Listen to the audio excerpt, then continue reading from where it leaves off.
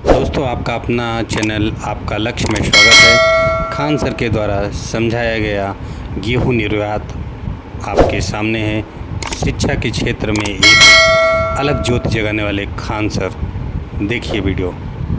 जय हिंद। देखिए, भारत के गेहूं निर्यात पे बैन लगाने और रूस के अमेरिका को दिए गए प्रस्ताव जिसे अमेरिका ने ठुकरा दिया, इस पे पूरी दुनिया में काफ़ी ज़्यादा इसका असर पड़ने वाला है। देखिए, एक्चुअली क्या है कि रूस के राष्ट्रपति व्लादिमीर पुतिन ने इन्होंने एक अमेरिका से एक प्रस्ताव रखा कि देखिए, रूस भी बहुत बड़ा गेहूं का उत्पादक है, यूक्रेन भी बहुत बड़ा गेहूं का उत्पादक है, तो दोनों युद्ध में लगे हुए हैं। रूस पर तो बैन लगा हुआ है कि एक्सपोर्ट कर ही नहीं सकता है, और यूक्रेन के पास बहुत ज़्यादा मात्रा में अभी क्या है, गेहूँ है, लेकिन इसके निचले बंदरगाह पे पूरी तरह रूस का कब्जा है। तो रूस ने यही कहा था कि हमारे ऊपर से कुछ बैन हटा दो ताकि हमारी भी अर्थव्यवस्था चल सके और यूक्रेन बाकी पूरी दुनिया को गेहूं का निर्यात कर सके। तो इसके लिए अमेरिका को यह प्रस्ताव मान लेना चाहिए, एकदम नॉर्मल सा था, अमेरिका ने इसे ठुकरा दिया। अब गेहूं का निर्यात ना रूस कर पा रहा है, ना भारत कर, ना ही यूक्रेन कर पा रहा है, जिससे काफ़ी ज़्यादा समस्या आ रही है। इन दोनों देशों के पास इतना ज़्यादा मात्रा में गेहूँ आता कैसे? तो समझिए, इन दोनों ये जो दो देश हैं, इनके गेहूँ को जब से बैन लग गया लड़ाई की वजह से, तो गेहूं का रेट 33% बढ़ गया इंटरनेशनल मार्केट में। ये जो यूक्रेन है और रूस है, इनके बॉर्डर पे एक घास का मैदान है जिसे हम लोग स्टेपी घास का मैदान कहते हैं। स्टेपी घास के मैदान की विशेषता है कि इसमें दो टाइप का क्वेश्चन पूछता है। स्टेपी घास का मैदान ये यूरोप और एशिया के दोनों के बॉर्डर पे आ जाता है, यूरेशिया। इसमें पेड़ नहीं पाए जाते हैं, इसलिए कई बार क्वेश्चन पूछता है। वृक्ष रहित घास किसको कहते हैं? स्टेपी को कहा जाता है। ये उष्ण कटिबंधीय नहीं होकर शीतोष्ण कटिबंधीय। तो यहाँ पर ये इसके यहाँ पर गेहूं के उत्पादन के लिए काफ़ी अच्छा क्लाइमेट मिल जाता है, इसलिए इसे दुनिया का ब्रेड बास्केट कहा जाता है, रोटी का कटोरा हो जाता है। इसे यूक्रेन को कहा जाता है स्टेपी घास का मैदान। लेकिन याद रखिएगा, स्टेपी घास का मैदान ये तो एशिया वाला एरिया आ जाता है, ये यूरोप वाला, तो इसलिए इसे यूरेशिया भी कहा जाता है। कहेगा स्टेपी घास का मैदान तभी यूक्रेन होगा, लेकिन कह देगा स्टेपी मरुस्थल तो कजाकिस्तान हो जाता है। इसलिए इसका थोड़ा ध्यान से रखिएगा, गड़बड़ मत कर दे यहाँ पे। तो यह इस वजह से गेहूं का उत्पादन पूरी तरह से उत्पादन कर रहे हैं, मतलब व्यापार जो है इंटरनेशनल मार्केट में पूरी तरह से ठप पड़ गया है। और उसके बाद क्या है कि फर्टिलाइजर, गेहूं के उत्पादन में कहीं पे भी फर्टिलाइजर की ज़्यादा ज़रूरत पड़ती है, तो उन फर्टिलाइजरों के उत्पादन में सबसे आगे था रूस। और इस युद्ध के माहौल में रूस के फर्टिलाइजर उद्योग भी बंद हो गए हैं, इसलिए दुनिया को जब खाद ही नहीं मिलेगा तो उस कंडीशन में गेहूं का उत्पादन क्या होगा? इसलिए दिनों दिन गेहूं का रेट बढ़ते जा रहा है। और फर्टिलाइजर बहुत ज़्यादा ज़रूरी होता है किसी भी फसल को बड़े मात्रा में उत्पादन करने के लिए। अब इसी को देखते हुए भारत ने रूस से तो फर्टिलाइजर भारत खरीद लिया, क्योंकि बाटा सिस्टम यानी विनिमय सिस्टम के तहत रूस को हम सामान के बदले में पैसा नहीं, बल्कि कुछ सामान रूस हमें दे रहा है और हम लोग कुछ सामान रूस को दे रहे हैं। तो बाटा सिस्टम के तहत हम लोग तो व्यापार कर सकते हैं। लेकिन हमारे वैज्ञानिकों ने एक बहुत बेहतरीन काम किया है कि उन्होंने पहले जो नीम कोटेड यूरिया था, यूरिया जो होता है सफ़ेद रंग का होता है यूरिया, ये इसे छिड़का जाता है, तो इसका कई ज़्यादा ब्लैकमेल हो जाता था यूरिया का। तो इसमें क्या किया गया, नीम का वो मिला लिया गया, कड़वापन, जिस वजह से इसका ब्लैकमेल नहीं हो पाता था, खेत में ही यूज हो पाता था। लेकिन वो बहुत ज़्यादा मात्रा में छिड़कना पड़ता था और ये काफ़ी महंगा हो जाता था। ये लगभग राउंड द फिगर ये 400 के आसपास में यूरिया का प्राइस है, लेकिन इंटरनेशनल मार्केट में ये सरकार को पड़ता है बहुत ज़्यादा महंगा यूरिया। लगभग 3000 से 4000 के बीच में सरकार खरीद के सब्सिडी देके किसानों को देती है यूरिया का भारत में। तो इसका इफको नामक संस्था जो है भारत में खाद्य उत्पादन यही इसी के कंट्रोल में रहता है। इसने एक नए टाइप का यूरिया बनाया है, दुनिया में पहली बार नैनो यूरिया।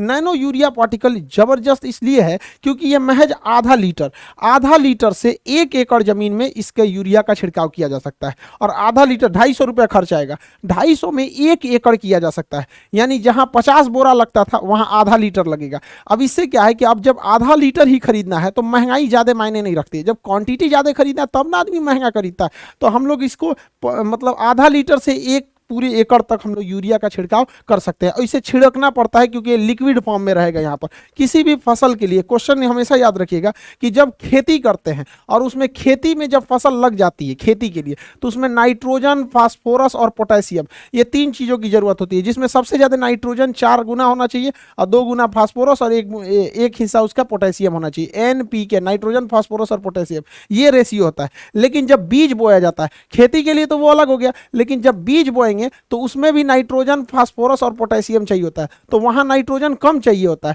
और नाइट्रोजन से 2 गुना फास्फोरस चाहिए होता है और फिर एक हिस्सा होना चाहिए पोटेशियम आपका। तो याद रखिएगा, ये क्वेश्चन पूछेगा बीजारोपण के समय सबसे ज़्यादा किसकी जरूरत होती है, तो फास्फोरस। फास्फोरस की पूर्ति जो होती है डीएपी से होती है, डाई अमोनियम फास्फोट, डीएपी से फास्फोरस की पूर्ति होती है। और यहाँ नाइट्रोजन की पूर्ति यूरिया से होती है, 46% यूरिया में नाइट्रोजन होता है। तो खेती के लिए सबसे ज़्यादा जरूरी है नाइट्रोजन, ये यूरिया में नाइट्रोजन मिल जाता है। और बीज बोते समय सबसे ज़्यादा फास्फोरस की जरूरत है, ये तो बहुत महंगा है, लगभग 1500 के आसपास डीएपी का बोरा है। तो भारत के वैज्ञानिकों ने बहुत सराहनीय काम किया है, जिससे कि अभी इस समस्या से हम लोग निजात पा सकेंगे। और इस सब को देखते हुए गेहूं का जो प्राइस बढ़ रहा है, तो भारत सरकार ने प्राइवेट कंपनियों पर बैन लगा दिया है कि अब वो गेहूं का निर्यात विदेशों में नहीं कर सकती। अब किसी भी देश को भारत से गेहूं खरीदना है तो दुकानदार या फिर बिजनेसमैन से नहीं खरीद सकते हैं, गवर्नमेंट टू गवर्नमेंट डील करनी पड़ेगी तभी गेहूं मिलेगा। ये एक लंबा प्रोसेस हो जाता है। हम फ्रेंडली कंट्री को ही दे सकते हैं, लेकिन अगर व्यापारियों से खरीदना रहता है तो उसमें कोई खास दिक्कत नहीं आता है। अब गेहूं के निर्यात रुक जाने से पूरी दुनिया में इसके प्राइस बढ़ते जा रहे हैं, खास करके अफ्रीका अन्य देशों में, कई देश में जहां पर गेहूं का उत्पादन नहीं होता है, जैसे इंडोनेशिया को निर्यात नहीं हो पाएगा, मलेशिया को नहीं हो पाएगा, जिस वजह से वहां पे काफी सारे समस्याएं आ जाएंगी वहां पर। इससे के लिए आईएमएफ जो है भारत सरकार से भीख मांग रहा है। लिटरली वो क्या कह रहा है कि हम भारत से भीख मांग रहे हैं कि आप गेहूं के निर्यात को जल्दी से जल्दी ओपन कीजिए, ताकि अन्य जगहों पर गेहूं की किल्लत ना हो जाए। क्योंकि जैसे जैसे गेहूं का किल्लत आएगा, इकोनॉमी दूर, अर्थव्यवस्था चौपट होगी, तो लोग आईएमएफ के पास दौड़ेंगे। ये आईएमएफ पे भरोसा मत कीजिएगा, ये चोटा पूरी दुनिया को ये मतलब ये हमेशा अपना फायदा सोचता है और अमेरिका के हिसाब से चलता है। आईएमएफ की कहानी हम आपको बताते हैं। 1991 में भारत की स्थिति इतनी खराब थी कि महज 15 दिन का हमारे पास पैसा बचा हुआ था।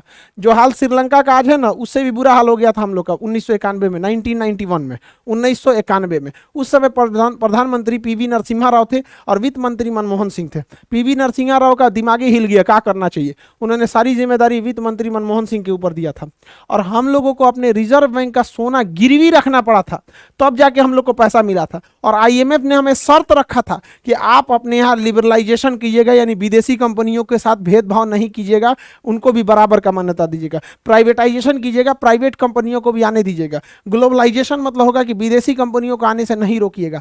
एलपीजी, लिबरलाइजेशन, प्राइवेटाइजेशन, ग्लोबलाइजेशन किए, ये शर्त माना, तब हम लोगों को कर्जा मिला। और उसके बाद से हम लोगों ने धीरे धीरे उसे अर्थव्यवस्था को पटरी पे लाना चालू किए थे। तो उसी समय मनमोहन सिंह का, आज भी देखिएगा कई सारे पॉलिटिशियंस को, वो किसी पार्टी को भले बोल सकते हैं लेकिन पर्सनल मनमोहन सिंह को नहीं बोलते लोग, क्योंकि उस समय 15 दिन का ही महज पैसा बचा था।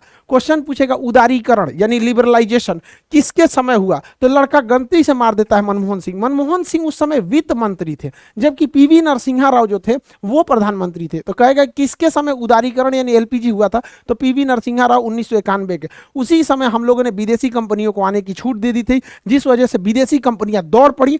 भारत में कारखाने थे नहीं। 1991 में जैसे हम लोगों ने विदेशियों को खोला, विदेशी कंपनियां टूट पड़ी भारत में। और जैसे वो टूट पड़ी तो भारत में इंजीनियरों की हैवी डिमांड होने लगी, क्योंकि वो इंजीनियर तो घर से नहीं लाएंगे और यहाँ इंजीनियर थे नहीं, तो यहाँ जो भी इंजीनियर थे उन लोगों का हैवी डिमांड हुआ, बहुत सैलरी मिलने लगा।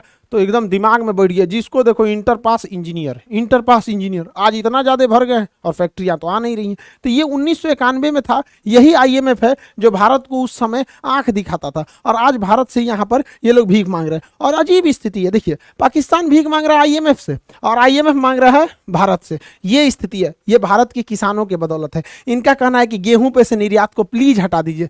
मोदी जी से जाके बोल रही, अजब हाल है। मोदी जी से सुने, अच्छा गेहूं से निर्यात हटाना है। इन्होंने गेहूं से तो हटाया नहीं, बल्कि चीनी पे भी बैन लगा दिया। अब चीनी भी नहीं दे सकते और साथ साथ चावल पे भी लगा दिया। जा लो, जा मांगने गए थे, समझ में नहीं आ रहा किससे कर। भाई हम लोगों को हमेशा अपना देश देखना चाहिए, बहुत अच्छा डिसीजन है। पहले हम अपना देश देखेंगे, बाद में दुनिया को देखेंगे। आईएमएफ वालों पे कोई भरोसा नहीं है। हमेशा याद रखिएगा, अपने देश के साथ जिसने भी गद्दारी किया उसे कभी नहीं भूलना चाहिए, चाहे कुछ भी हो जाए।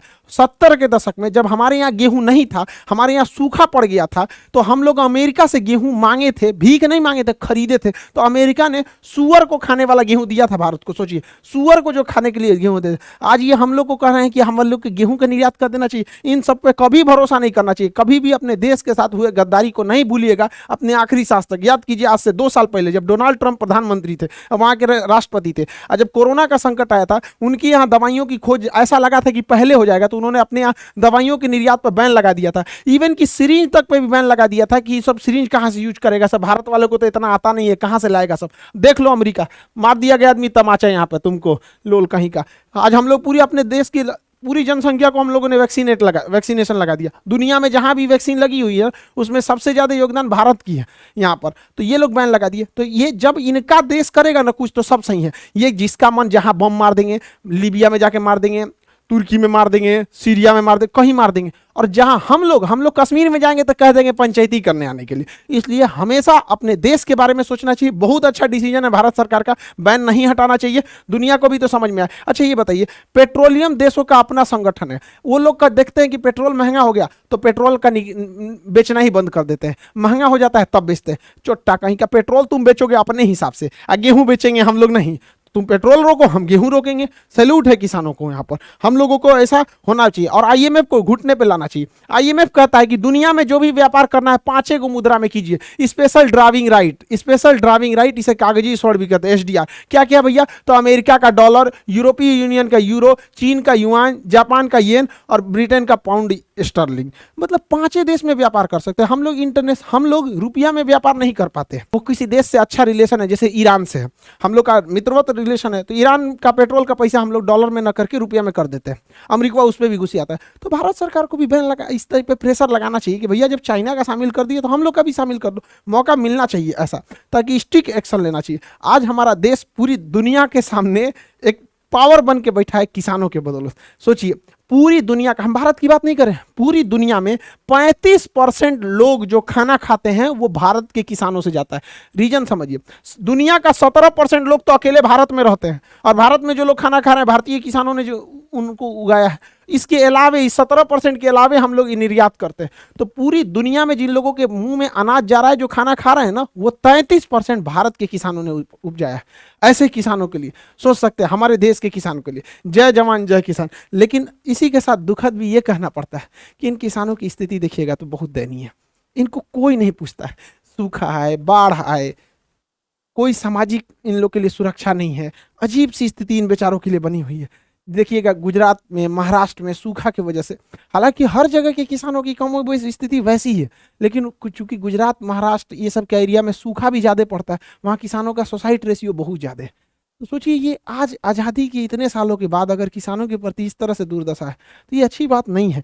जिन किसानों ने हमें आसान से जीना सिखा दी, विश्व पटल पर हम लोग, आज दुनिया हमसे भीख मांग रही है कि गेहूं का निर्यात करो, चावल का निर्यात करो, चीनी का निर्यात करो। इन किसानों की बदौलत देख रहे हैं उनका घर टूटता है। बेचारे बीमार पड़ते हैं तो सरकारी हॉस्पिटल में ले जाते हैं, और सरकारी हॉस्पिटल की स्थिति इस तरह से करके रखा गया है कि बेचारे लोग को डर लगता है कि वहाँ ठीक होगा कि और बीमार पड़ जाएगा। देखिए, इस तरह से स्थिति हो गई है, बड़ी दयनीय है। जरा सोच सकते हैं, पूरी दुनिया का 33% लोगों का ये खाना खिला, ये हाल है इन किसानों का। इन किसानों को भी सोचना चाहिए। बुढ़ापे में जो उम्र थी अब घर पे बैठने की, बाबा अब क्या बताएं हम आपको। यहाँ पे आज उन पूरे किसानों को हम अपने दिल से सैल्यूट करते हैं, सबको चरण स्पर्श करते हैं। आप किसानों का, आप सच्चे देशभक्त हैं इस देश के। आपकी मेहनत का बदौलत है कि आज हम लोग शान से वहाँ रह सके। लेकिन गरीबी, बेचारों के साथ भेदभाव होता है किसानों के साथ, उनका कोई नहीं सूख लेता है। कहीं बाढ़ में डूब रहे हैं, कहीं सूखा में ले रहे हैं। बेचारा थोड़ा थोड़े पैसे जमाते हैं, पता चला फसल खराब होगी, वो भी चलेगी। ये बेचारा छोटा बच्चा को देखिए ना, गुल्लक लगा रहा है यहाँ पे, किस लिए? कि भाई कभी इमरजेंसी में काम आएगा, पढ़ाई लिखाई में काम आएगा। टेंशन नहीं लो बाबू, अभी खान सर हैं, पढ़ने के लिए कभी गुल्लक या खेत नहीं बेचना पड़ेगा आपको। जब तक हम हैं, पढ़ाई को इतना सस्ता बनाएंगे कि कभी भी पढ़ाई, किसी गरीबी की वजह से किसी की पढ़ाई नहीं छूट सकती यहाँ पर। तो आई होप आप इस सब चीज़ों को समझे होंगे। यहाँ पर अभी भारत सरकार गन्ने पर क्यों बैन लगा रही है? हालांकि हमारे पास जितना चीनी का ज़रूरत है उससे ज़्यादा हमारे पास चीनी का उत्पादन होता है, और साथ में हमारे पास पहले से रखा हुआ है। फिर भी ऐसा क्यों किया जाता है? क्योंकि पेट्रोल में अब हम लोग ना पूरी तरह से पेट्रोल नहीं मिलाएंगे, हम लोग उसमें एथेनॉल मिला देंगे, ताकि पेट्रोल और एथेनॉल मिक्स होकर गाड़ियाँ चलेंगी। तो इसको हम लोग आगे की वीडियो में बताएंगे। आई होप आप इसे समझे होंगे। अगले वीडियो में हम एथेनॉल ब्लेंडिंग समझा देंगे। मिलेंगे नेक्स्ट क्लास में। जय हिंद।